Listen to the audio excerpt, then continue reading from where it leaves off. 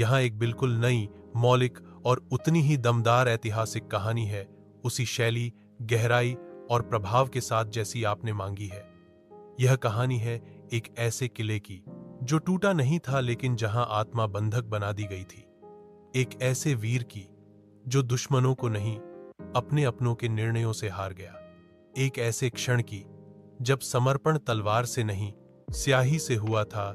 यह कहानी है कुंभलगढ़ की और राणा उदय सिंह की। कुंभलगढ़ जब दीवारें थीं, पर दीवारों से भी ऊंची थी बेबसी। यह कहानी है उस वक्त की जब राजस्थान की रेत पर सूरज तपता नहीं था, जलता था। जब युद्ध घोड़े की टापों से नहीं, महलों की खामोशियों से तय होता था। जब तलवार हाथ में थी, पर उसके वार दरबार में ही रोक दिए जाते थे। जब दुश्मन किले के बाहर था, लेकिन हार भीतर तय हो चुकी थी। 8044 ईस्वी दिल्ली की गद्दी पर बैठा था शेर शाह सूरी, वही जिसने बाबर के बाद हुमायूं को ठोकर मारी थी, वही जिसने अफगानों को एक बार फिर सत्ता की उम्मीद दी थी।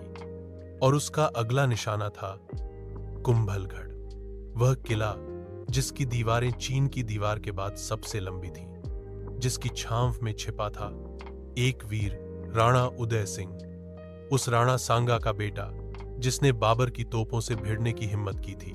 शेरशाह सूरी की नजर सिर्फ किले पर नहीं थी, वह उस गौरव को मिटाना चाहता था जो राणा कुंभा ने इन दीवारों में गढ़ा था।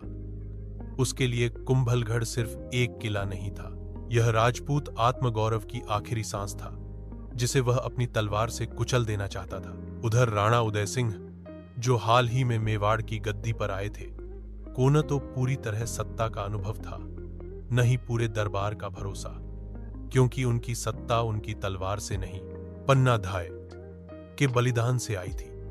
एक मां जिसने अपने बेटे की गर्दन कटवाकर मेवाड़ का उत्तराधिकारी बचा लिया था।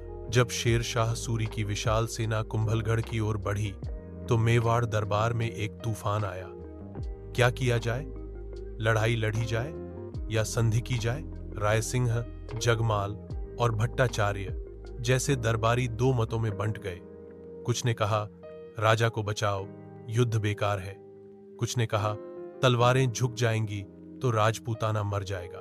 पर फैसला वहां नहीं हुआ जहां तलवारें थीं, वह वहां हुआ जहां डर था।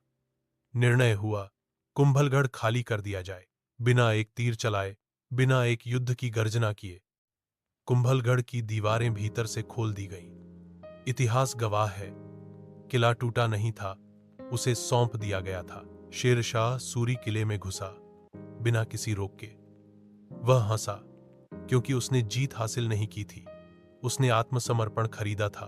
किले के अंदर उसने अपने सिपाहियों से कहा, राजपूतों की दीवारें ऊंची हैं, पर उनका हौसला अब मेरी तलवार के नीचे है। उसने सबसे पहले किले के मुख्य द्वार पर अपनी मुहर लगवाई, एक शेर की छवि, जिसके नीचे लिखा था, जहां शेर चलता है वहां सिंह नहीं पलते। कुंभलगढ़ की गलियों में फिर कोई युद्ध नहीं हुआ, पर जो कुछ हुआ वह युद्ध से भी बड़ा था। भट्टियों को गुलाम बना दिया गया, चारणों की वंशावलियां जब्त कर ली गईं, पंडितों से उनके गोत्र और शास्त्र छीन लिए गए, राजपूत बालकों को अफगानी फौज में भर्ती कराया गया।